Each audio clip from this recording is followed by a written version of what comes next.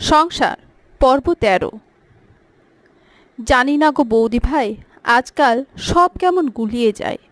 যে কনিষ্ককে আমি চিনতাম আর আজ যে কনিষ্ককে চোখের সামনে দেখি, দুটোকে একবারেই মেলাতে পারি না, এতটাই আলাদা।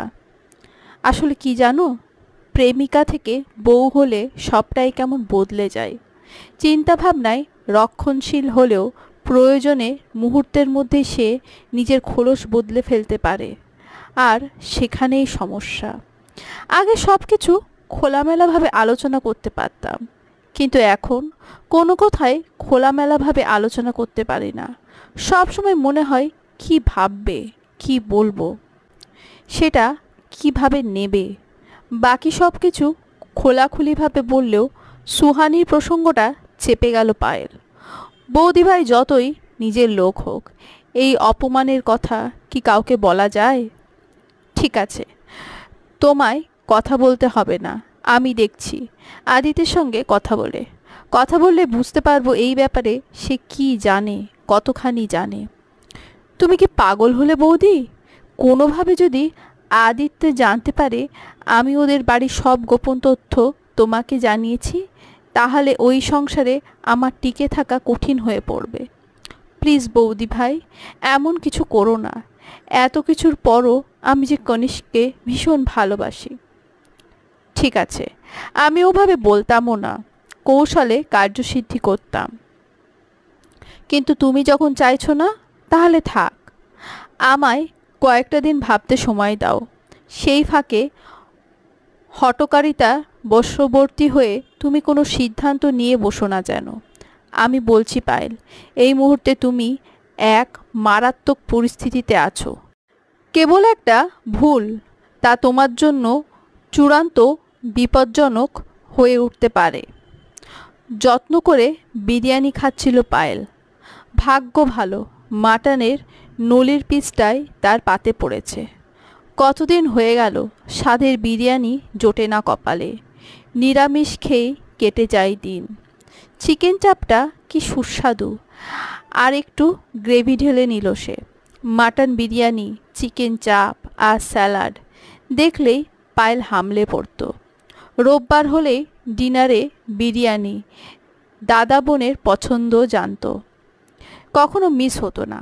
মাঝে মধ্যে একঘেয়ে লাগলে পায়েলই বলতো বিরিয়ানির বদলে ফ্রায়েড রাইস, প্রন বা হাক্কা চাউমিন আনতে। সময় বদলায়, তবুও পথ চলতে হয়। জীবন কত সুন্দর ভেবে গ্রেভি মাখিয়ে বিরিয়ানি, আলু আর ভাত মুখে পুরল সে। সুঘ্রাণে ভরে গেল মন। আর ঠিক তখনই তার মনে পড়ে গেল ছুটির কথা। সেই মেয়েটাও হয়তো এইভাবেই রকমারি খাবার খেতে ভালোবাসতো হাসতে, ভালোবাসতো বাঁচতে। কত আনন্দে হেসে খেলে বড় হয়েছিল সে। কিন্তু একদিন হঠাৎ সব বদলে গেল। কি ভয়ানক পরিণতি হলো তার। আত্মজা হয়েও মোহিনী দেবীর হাত থেকে রেহাই মিলল না। পারিবারিক সম্মান বাঁচাতে বলিদান গেল একটা তরতাজা জীবন।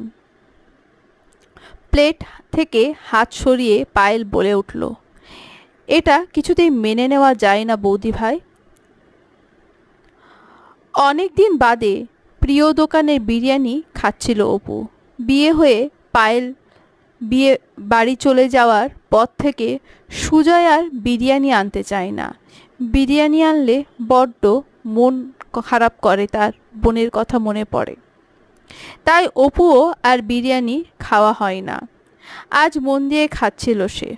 উত্তেজিত ভঙ্গিতে বলা পায়েলের এমন ধারার কথা শুনে মুখের গ্রাস গলায় আটকে বিষম খেল সে। কি বলছো তুমি? কি মেনে নেওয়া যায় না? ছোটির সঙ্গে পারিবারিক সম্মানের নামে সেদিন যা হয়েছিল, এটা কিছুতেই মেনে নেওয়া যায় না। আমি চাই এর বিরোধিতা করতে।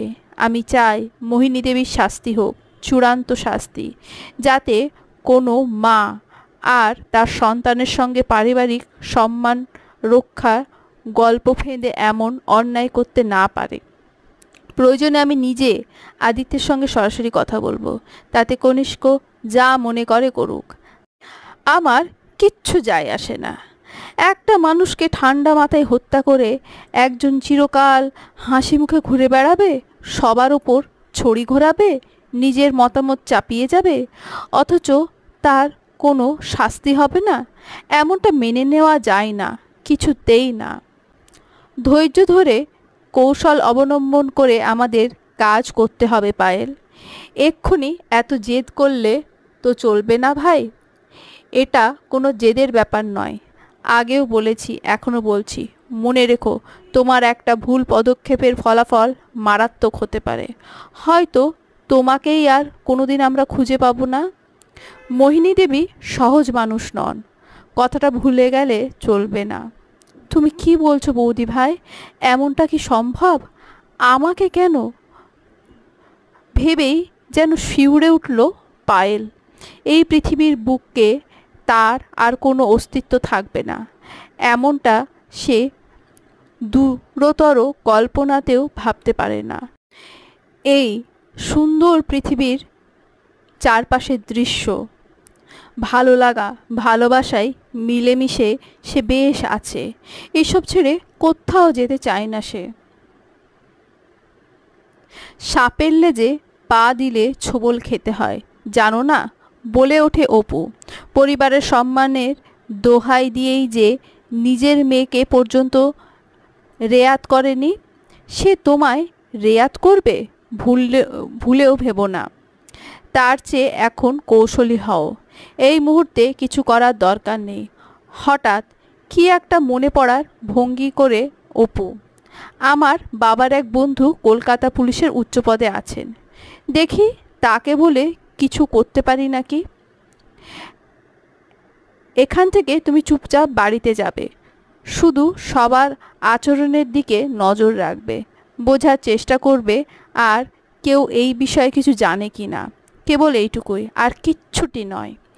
আবারও বলছি, কিচ্ছুটি নয়।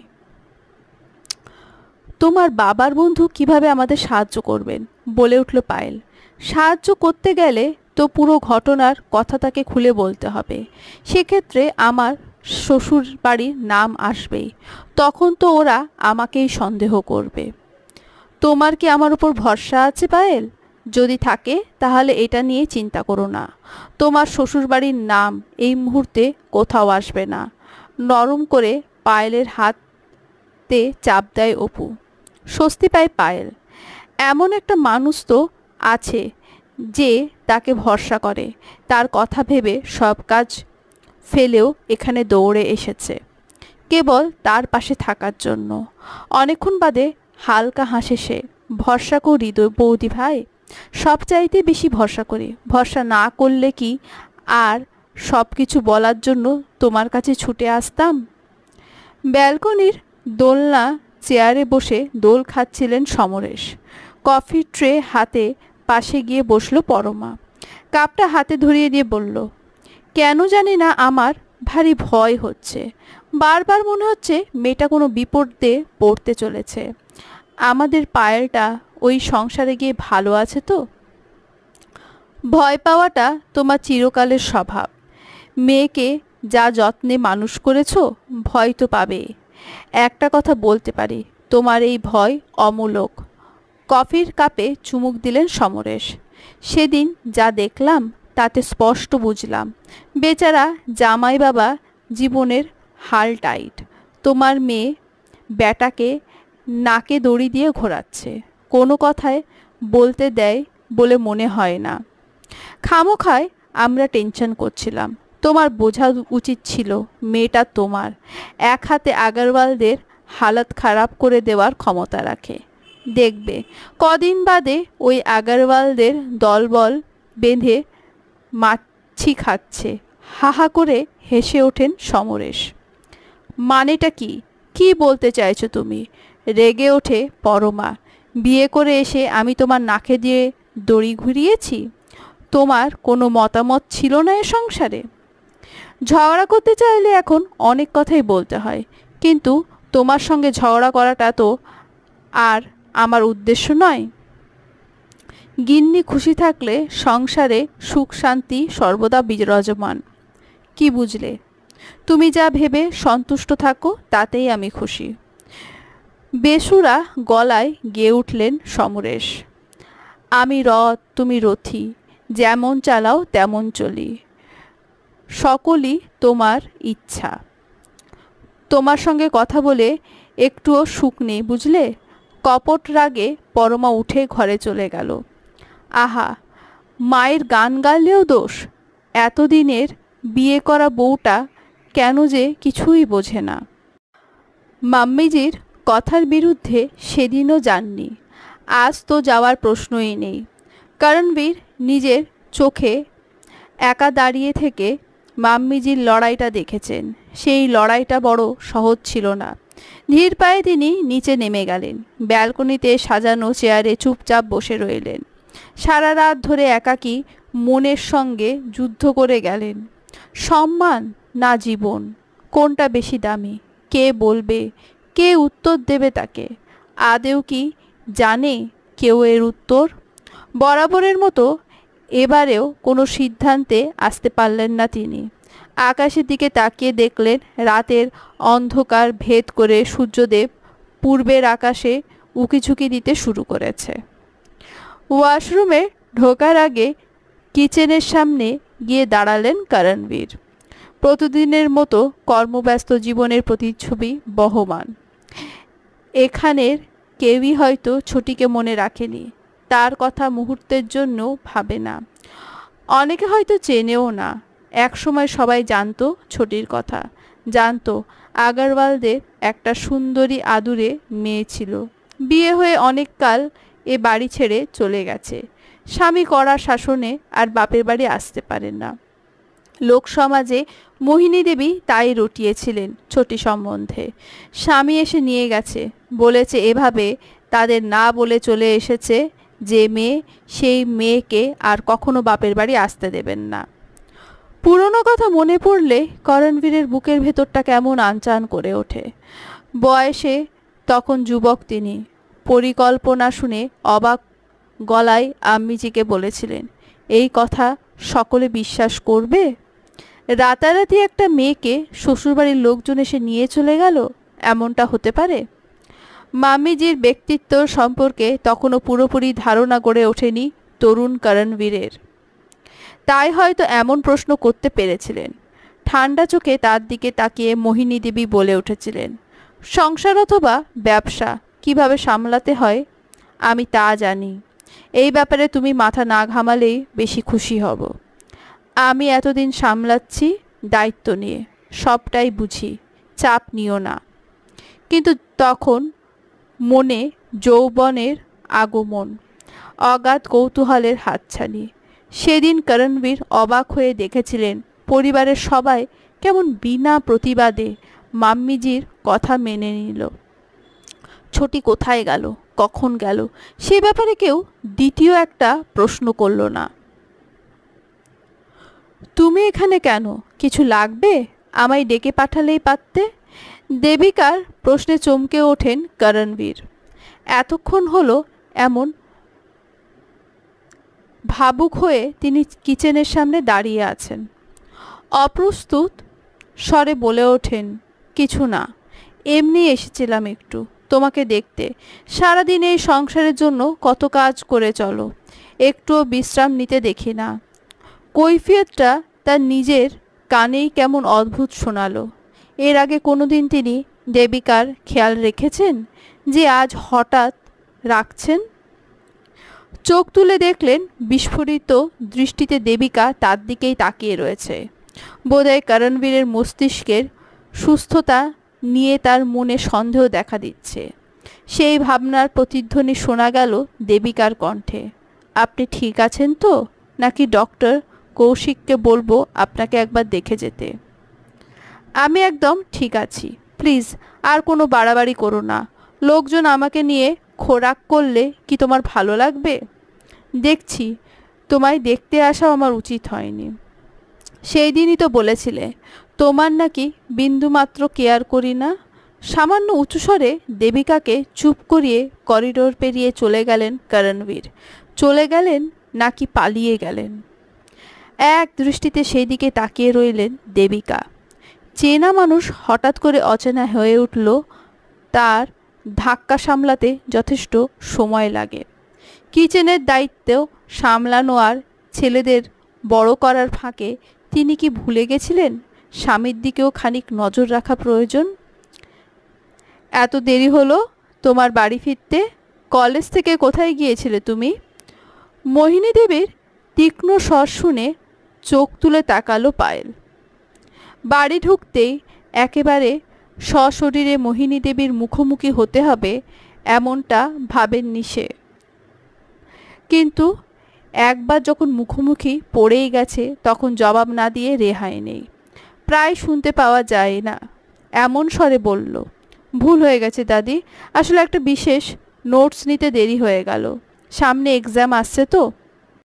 এই মেয়েটার সঙ্গে তার ছুটির বড্ড মিল, দুজনেই জেদি, যেভাবেই হোক নিজের কাজ আদায় করে নিতে জানে, হাজার শাসনেও বাগ বানায় না, ঠিক কোনো না কোনোভাবে পিছলে সরে যায়।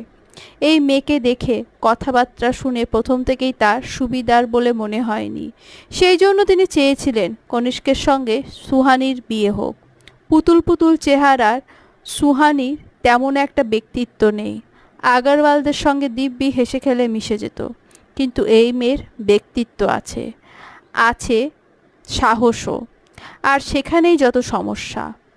বেশ বুঝেছিলেন তিনি একটা ঝড় উঠবে, ঝড় উঠছেও। একটাই ভয় এখন তার বুকে, এই ঝড়ে এতদিনের তৈরি করা নিয়ম কানুন না ভেঙে চুরে যায়। আমি কি এবার ভেতরে যেতে পারি? নরম স্বরে প্রশ্ন করল পায়েল। যাও, এরপর যেন আর বাড়ি ফিরতে দেরি না হয়।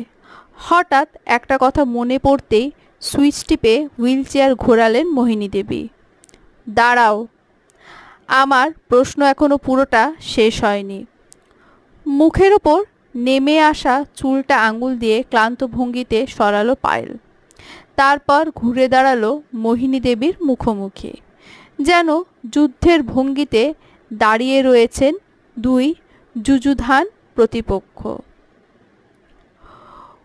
উম্মি শঙ্করকে ছেড়ে দিয়েছিলে কেন? বাড়ির গাড়ি নিয়ে বন্ধুর বাড়িতে যেতে কিসের অসুবিধা? তলে তলে বিশেষ বন্ধু হচ্ছে নাকি?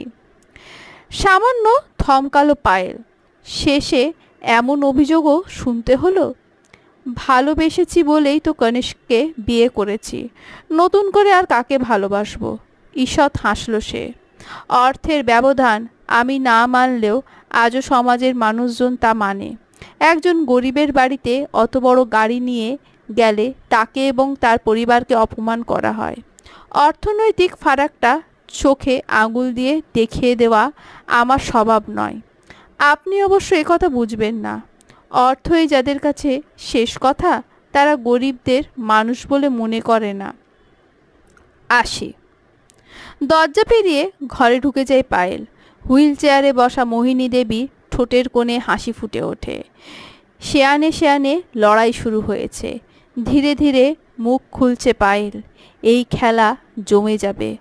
অনেক দিন বাদে এক দক্ষ প্রতিপক্ষের মুখোমুখি হবেন তিনি। কিন্তু শেষ হাসি, সেটা কে হাসবে? মোহিনী দেবী বেঁচে থাকতে অন্য কেউ কি শেষ হাসি হাসতে পারে?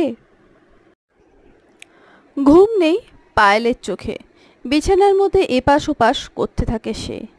কিসের সম্মান, কিসের লড়াই? একটা জীবনের মূল্য কবে এত নগণ্য হলো? যখন তখন ইচ্ছে হলে একজন মানুষকে শেষ করে দেওয়া যায়? এত সহজ সব কিছু? সব জেনেও কেন এভাবে চুপ করে থাকতে হচ্ছে তাকে? কবে সে মোহিনী দেবীর মুখোশ সকলের সামনে উন্মোচিত করবে? কিভাবে করবে?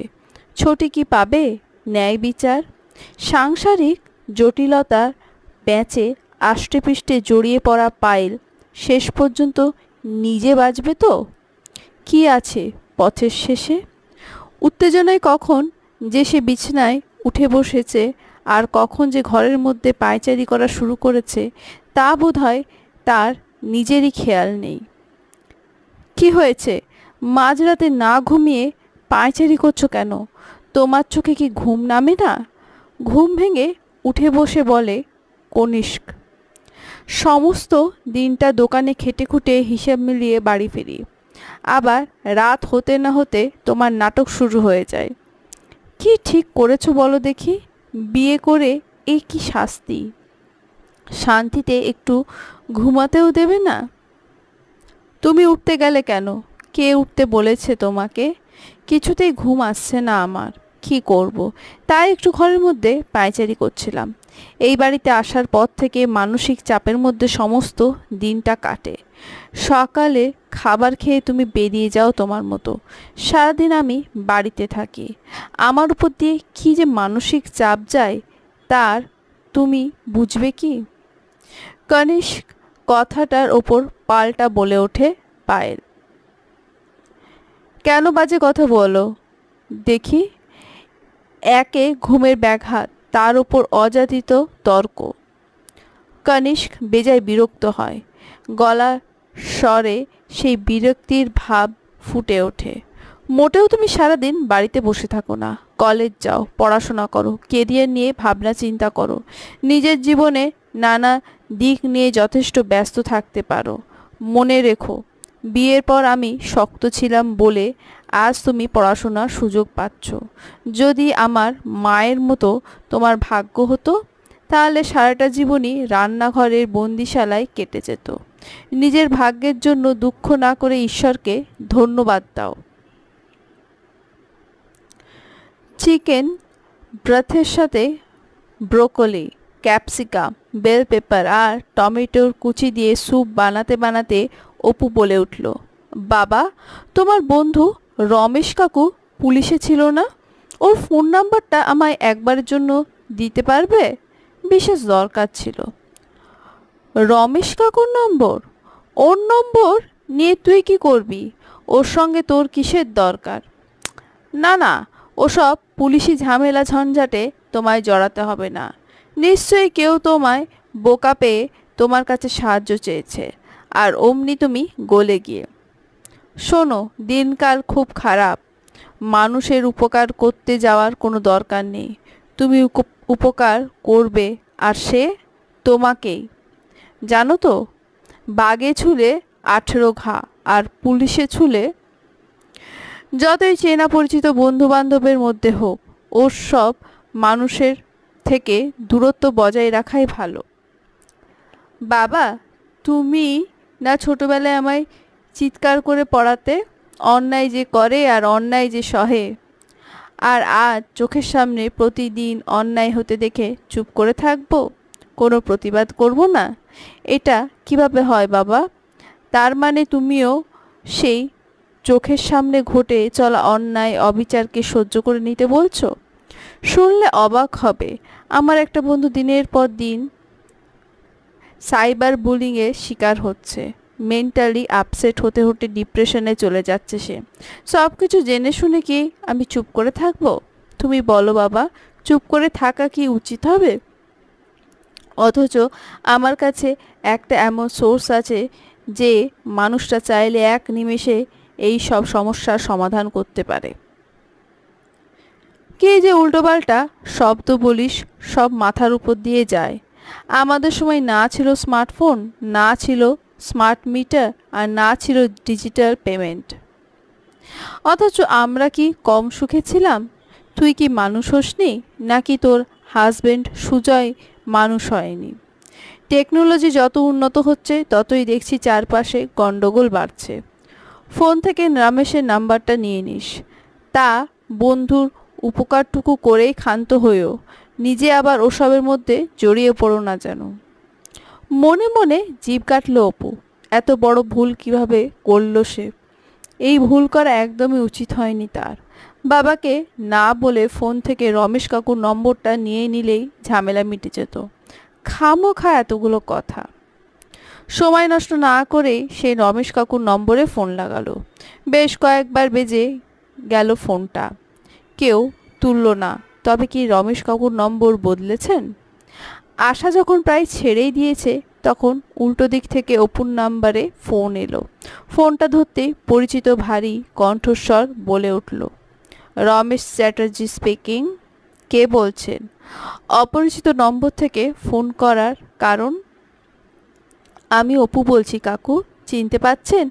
এক বিশেষ দরকারে আপনাকে ফোন করেছি। অপু মানে অপূর্বা? তুই? এটা বুঝি তোর নম্বর? তা তোর বাপের খবর কি? এখনও এরকম ভিতুরামি আছে? অর্ক বেটা তো আমাকে একটাও ফোন করে না, বোধহয় পুলিশকে এখনও ছোটবেলার মতো ভয় পায়। জানিস একবার তোর বাপ কি করেছিল?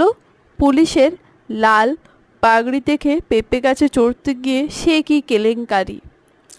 তা প্রতুলের কাছে শুনলাম সেদিন বেটা নাকি শেষ পর্যন্ত তোর শ্বশুরবাড়িতে গিয়ে ঘাঁটি গেড়েছে। রমেশ কাকু যে ফোন করে এমন হইচই শুরু করে দেবে অপু তা কল্পনাও করেনি। দোদণ্ডপ্রতাপ পুলিশ অফিসারের সঙ্গে কথা বলতে হবে ভেবে একটু ভয়ে ভয়েই ছিল সে, কিন্তু রমেশ কাকুর উচ্ছ্বাসিত কণ্ঠস্বর তার ভয় অনেকটাই কাটিয়ে দিল। মৃদু স্বরে অপু বলে উঠল, শ্বশুর বাড়িতে নয় কাকু, বাবা ওই অ্যাটাক হওয়ার পর আমি আমাদের কমপ্লেক্সে বাবাকে নিয়ে এসেছি। আর কিছু হোক না হোক অন্তত চোখে চোখে রাখতে তো পারবো। আমাদের কমপ্লেক্সের অন্য ইউনিটে বাবা থাকেন। বিশেষ একটা দরকারে আপনাকে ফোন করেছিলাম কাকু। ব্যাপারটা খুবই কনফিডেন্সিয়াল। খানিকক্ষণ যদি আমাকে সময় দিতে পারতেন বড্ড ভালো হতো। পলকে সিরিয়াস হয়ে উঠল রমেশ চ্যাটার্জির কণ্ঠস্বর। দুধে পুলিশি উচ্চারণে বলে উঠলেন, কাল দুপুর 2টো, ক্যাফে লাতে। লেট করিস না যেন। পুলিশে চাকরির সূত্রে রমেশ কাকু সময়ের ভীষণ পাংচুয়াল। অপু তা ভালো মতোই জানে। অফিস থেকে বেরোতে একটু দেরি করল না সে। কাটায় কাটায় 2টোয় পৌঁছে গেল ক্যাফে লাতেতে। লাইব্রেরিতে মুখোমুখি বসে আছে আদিত্য আর পায়েল। অপুর কথা খানিকটা শুনলেও পুরোটা শুনতে রাজি নয় পায়েল। বৌদি ভাই চেষ্টা করছে করুক, সে নিজেও খানিক চেষ্টা করবে। পায়েলের মন বারবার বলছে আদিত্য সব জানে, পারিবারিক ছাড় ভয়ে তাকে সামনে এগিয়ে দিচ্ছে, কিন্তু নিজে মুখ খুলছে না। একমাত্র আদিই পারে তাকে সাহায্য করতে। পুরো ঘটনাটা আদির মুখ থেকে জানতে পারলে কিভাবে এগোবে সেই সিদ্ধান্ত নিতে তার অনেকটাই সুবিধা হবে। কেন লাইব্রেরি রুমের বার্মা টিকের সেক্রেটারির টেবিলে ওই সবুজ ডায়েরিটা রেখেছিলি আদি? কোন উদ্দেশ্যে রেখেছিলি? পায়েলকে দিয়ে কি করাতে চাই সে? কেন মোহিনী দেবীর কীর্তিকলাপ জানানোর জন্য তাকেই বেছে নিল? এই সব কিছুর পেছনে কিছু তো পরিকল্পনা আছে, কিন্তু পরিকল্পনাটা ঠিক কী? প্রশ্নগুলো মনের ভেতর গুছিয়ে নিচ্ছিল পায়েল। এমন সময় অধৈর্য ভঙ্গিতে আদি বলে উঠল, এভাবে আমাকে ডেকে পাঠিয়ে চুপচাপ বসে আছিস কেন? বল কি বলতে চাস? সবুজ ডায়েরিটা সেদিন টেবিলে কে রেখেছিল? কেন আমাকে তোদের লাইব্রেরি দেখানোর জন্য তুই এত উৎসাহিত ছিলি? ছোটি তোর পিসিমণির এই দুঃখজনক পরিণতির জন্য কে দায়ী? তোর দাদি কি শুধু একাই দোষী? তোর ড্যাড কেন রাত হলেই বাগানে ছুটে যায়? তবে কি তোর ড্যাডিও? কারণ কি শুধু এটাই যে শ্বশুরবাড়ির অত্যাচার সহ্য করতে না পেরে ছোটি বাপের বাড়ি পালিয়ে এসেছিল? নাকি এই লোক ভোলানো কাহিনীর অন্তরালে আরও কোনো কাহিনী লুকিয়ে রয়েছে? কোণের দিকে একটা গদিমোড়া চেয়ার দখল করে বসেছিলেন পুলিশের বড় কর্তা রমেশ চ্যাটার্জি। অপুকে ঢুকতে দেখে হেসে বললেন, অর্ক তাহলে তোকে শেষ পর্যন্ত দেখা করতে আসতে দিল? আসার আগে সাবধান করেনি? বাঘে ছুলে 18 ঘা। আর তুইও বলিহারি মেয়ে অপু। আগে তো আমার বাড়িতে এলে বাপের সঙ্গেও যেতে চাইতিস না, আর এখন বিয়ে শাদি করে কাকুকে একবারেই ভুলে গেলি? যাই হোক, কি খাবি বল? দুপুরবেলা চাইনিজ বলি। এটা নামে ক্যাফে হলেও এখানে চাইনিজ মোগলাই সব পাওয়া যায়। বাড়িতে তোর কাকিমা অশান্তি করে, তাই ফাঁকতাল পেলে এখানে চলে আসি। পেট পুজোটা জমে যায়।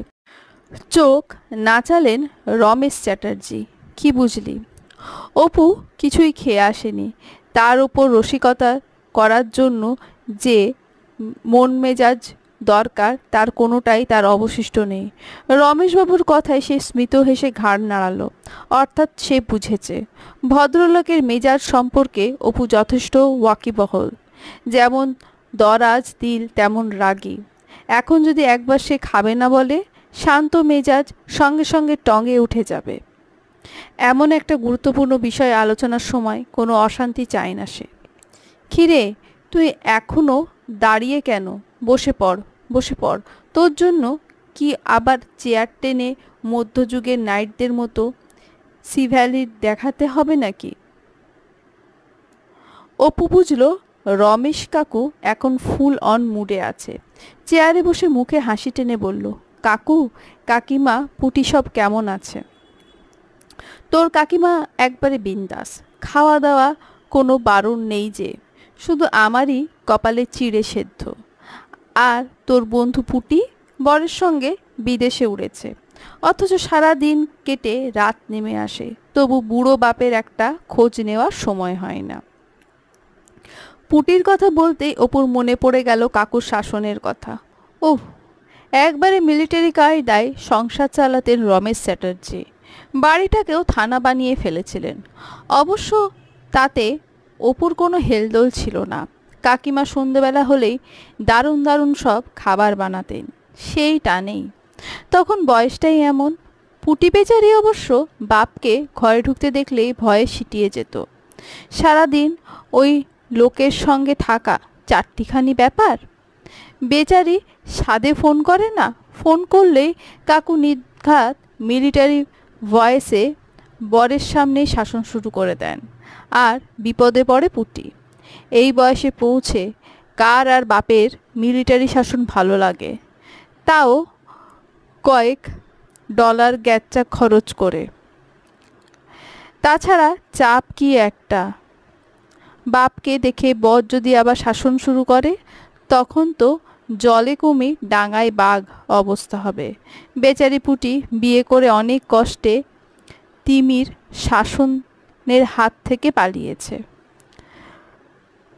বেয়ারা এসে fried prawn, drums of heaven, mixed fried rice, chow mein, chilli chicken, garlic chicken, asparagus soup সব একসঙ্গে সাজিয়ে দিয়ে গেছে।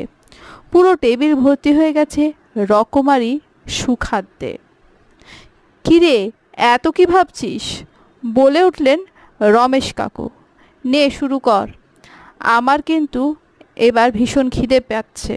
খেতে খেতেই তোর সমস্যার কথা শুনবো। টেবিলের দিকে তাকিয়ে আঁতকে উঠল অপু। করেছে কি? এত খাবার কে খাবে? এত খাবার মানুষ খেতে পারে? এত আমার 10 দিনের খাবারের চেয়েও বেশি। আরে দূর, কি যে বলিস, তোরা ইয়াং জেনারেশন, এমন বললে চলবে? আমি তো একাই এগুলো সব শেষ করে ফেলবো। তুই আগে শুরু কর তো, দেখি পুরোটা শেষ করতে পারিস কি না। উপায় না দেখে সামান্য পরিমাণ মিক্সড ফ্রাইড রাইস আর প্রন প্লেটে তুলে নিল অপূর্বা। তারপর কোনো কিছু বাদ না দিয়ে আগরওয়াল পরিবারের ঘটে যাওয়া অনার কিলিংয়ের ঘটনাটা বলে গেল। মানে যতটা পায়েল তাকে বলেছিল। শেষ করার পর একটু ভয়ে ভয়ে ক্যাফের চারপাশটা দেখতে লাগলো অপু। মিনিট দুয়েক এক দৃষ্টে লক্ষ্য করার পর রমেশ চ্যাটার্জি মিলিটারি ভয়েসে বলে উঠলেন, তখন থেকে দেখছি তুই এত ভয় পাচ্ছিস কেন? কাকে ভয় পাচ্ছিস? এখানে আসার আগে কেউ কি তোকে ফলো করছিল? আগরওয়াল পরিবারের ছোট মেয়ে মিসিং বিষয়ে পুলিশ কিন্তু কিছুই জানে না, কারণ পুলিশের কাছে কোনো রিপোর্ট লেখানো হয়নি। ফলে নতুন করে কেস ওপেন করাও কোনো উপায় নেই। আর একটা প্রশ্ন আছে, আগরওয়ালদের পারিবারিক গুপ্ত কথা তুই জানলি কিভাবে? তোর তো এই বিষয়ে জানার কথা নয়। কে বলেছে তোকে? সেই সোর্স কি বিশ্বাসযোগ্য? পুরোটা খুলে বল। তুই নিশ্চয়ই জানিস পুলিশ আর উকিলের কাছ থেকে কিছু লুকোতে নেই।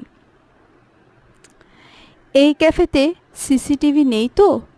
না রে পাগলি, ওসব নিয়ে তোর ভয় পাওয়ার কোনো কারণ নেই। সেই জন্যই তো এই ক্যাফেটা পছন্দ করলাম। বুঝেছিলাম তুই কোনো বড়সড় বিপদের কথা বলবি। খানিক নিশ্চিন্ত হয়ে বলতে শুরু করলো অপু, আসলে আমার একমাত্র ননদের বিয়ে হয়েছে ওই আগরওয়াল ম্যানশনে। কোনোভাবে ও ওদের পারিবারিক ব্যাপারটা জানতে পেরেছে। জানার পর থেকে ভীষণ ভয় পাচ্ছে ওর সঙ্গে যদি কখনো এমনটা হয় তখন। তাছাড়া আমার ননদ পায়েল মেয়েটা একটু একবজ্ঞা গোছের। ও চায় ছোটির অপরাধীরা অন্যায়ের শাস্তি পাক। কিন্তু সমস্যা হয়ে গেছে অন্য জায়গায়। আগরওয়াল পরিবার অনেক বেশি ইনফ্লুয়েন্সাল। ওদের শাস্তি দেওয়া সহজ ব্যাপার নয়। ব্যাপারটা কতখানি জটিল তুমি নিশ্চয়ই বুঝতে পারছ। তাই তোমার কাছে এলাম, তুমি হয়তো পারবে আমায় সাহায্য করতে। মনে মনে বলল অপু, খেলা শুরু হয়ে গেছে। তুমি চিন্তা করো না পায়েল, এই খেলায় শেষ হাসি তুমিই হাসবে। ঘাড় নাড়ালেন রমেশ চ্যাটার্জি। এবার বিষয়টা ক্লিয়ার হলো। কিন্তু তুই এই ব্যাপারে জড়িয়ে পড়লি কিভাবে? এ তো তোর নয়, তোর ননদের শ্বশুরবাড়ির মামলা। তোর বর মানে আমাদের জামাই বাবাজি কি জানে তুই এই ব্যাপারটা নিয়ে মুভ করতে চলেছিস? বর তো দূরের কথা, শ্বশুর শাশুড়ি পর্যন্ত জানে না যে মেয়ের শ্বশুরবাড়িতে অতীতকালে এমন ভয়ঙ্কর কোনো ঘটনা ঘটেছিল। আসলে কি জানো কাকু, রিসেন্টলি আমার শাশুড়ির প্যানিক অ্যাটাক হয়। কন্ডিশন বেশ সিরিয়াস ছিল। বেশ কয়েকদিন নার্সিংহোমে অবজারভেশনে থাকতে হয়েছিল। তারপর থেকে চেষ্টা করি ওকে কোনো রকম টেনশন না দিতে। সবই তো বুঝলাম, কিন্তু ওই আগরওয়ালদের বিরুদ্ধে কোনো রকম তদন্ত শুরু করার আগে প্রতিটা স্টেপ খুব ভালোভাবে ভেবেচিন্তে নিতে হবে। পরিবারটা খুব একটা সুবিধার নয়। কোনো রকম একটু ভুল করলে মোহিনী দেবী দাঁত নখ বের করে ঝাঁপিয়ে পড়বেন। পুলিশের বিরুদ্ধে মানহানির মামলা দায়ের করারও বিচিত্র নয়। জান্দ্রেল ভদ্রমহিলা উকিল হলে বিচারকের নাক কেটে নিতেন। এক হাতে আগরওয়ালদের ভেঙে পড়া ব্যবসা দাঁড় করিয়েছেন। শুধু দাঁড় করিয়েছেন বললে ভুল হবে, এক হাতে ব্যবসাকে এমন উচ্চতায় নিয়ে গেছেন যা অবিশ্বাস্য। অবশ্য ওর বড় ছেলেও ভীষণ দক্ষ। কী যেন নাম ছিল ভদ্রলোকের, এই মুহূর্তে মনে পড়ছে না। তবে একটা কথা বলতে পারি, উপযুক্ত লোকের হাতেই উত্তরাধিকার গেছে। স্বাস্থ্য ভেঙে যাওয়ার পর থেকে যুগল কিশোর আগরওয়াল তো নামেই মালিক ছিলেন। আসল সুতো তো মোহিনী দেবীর হাতে। যেমন নাচিয়েছেন সবাই তেমনিই নেচেছেন। তুমি মোহিনী দেবীকে চেনো? ওর স্বামীর নামও জানো? কিভাবে? তখন আমার চাকরি জীবনের প্রথম দিক। আবার গল্পের মুডে এসে গেছেন রমেশ চ্যাটার্জি। লালবাজারে পোস্টিং। মোহিনী দেবীর স্বামী যুগল কিশোরকে নিয়ে এলেন এক বিশেষ ব্যাপারে আলোচনা করতে। ওদের নাকি গোডাউন আর ক্যাশে চুরি হয়েছে অনেকগুলো টাকার জিনিস। দায়িত্বপ্রাপ্ত অফিসার হিসেবে আমিও কর্তার চেম্বারে গিয়ে দাঁড়ালাম। উনি আমায় ডেকে পাঠালেন, ওদের কেসটা দেখভাল করতে বললেন আর কি। সমাজের উঁচুতলায় বাস, রকম সকমে আলাদা। সেই দিন প্রথমবারের জন্য মোহিনী দেবী আমার আপাদমস্তক নিরীক্ষণ করেছিলেন। পর্যবেক্ষণ শেষ হতে বলে উঠেছিলেন, একে দিয়ে হবে না। সে কথা ভুলেছি না সেই ধারালো চাউনি, সাপের সম্মোহনের চেয়েও চাউনি মুহূর্তে মানুষকে সম্মোহিত করে ফেলে। তোমার আন্দাজ ভুল নয়। আমি চেয়েছিলাম দাদাজির লেখা ওই ডায়েরি তোমার হাতে পড়ুক পায়েল। ফিসফিসিয়ে বলে উঠল আদি। লাইব্রেরিয়ান টহল দিচ্ছে, চেঁচিয়ে কথা বলার উপায় নেই। কিন্তু এর পেছনে কোনো গল্প আছে কি না, আদেও কিছু ঘটেছিল কি না, সে বিষয়ে আমার কোনো ধারণা নেই। ড্যাডের মুখেও কোনোদিন এই নিয়ে কিছু শুনিনি। তোমার হাতে আমি দরকারি সমস্ত কাগজ তুলে দিয়েছি, যাতে বিপদ হলে ব্যবহার করতে পারো। একটা কথা, এর পিছনে যদি কোনো গল্প লুকিয়ে থাকে তবে তা কিন্তু তোমাকেই খুঁজে বার করতে হবে। কিভাবে? তুমি বুদ্ধিমতী পায়েল, এর বেশি আর কি বলবো। ড্যাডকে আমিও কয়েকবার রাতে বাগানে একান্তে দাঁড়িয়ে বিড়বিড় করতে দেখেছি। আমার একটা সন্দেহ হয়, কিন্তু ড্যাডকে সন্দেহ করা কি উচিত? সন্দেহ?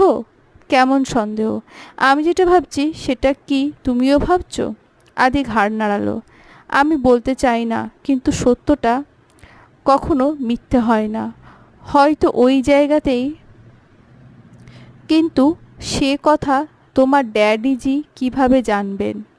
তবে কি তিনিও সেই সময় দাদির সঙ্গে সেখানে উপস্থিত ছিলেন? কিংবা হয়তো উনি নিজে হাতেই বোনকে কবর? বলতে বলতে শিউরে উঠল পায়েল। মানুষ এতখানি নৃশংস কিভাবে হতে পারে? চলবে।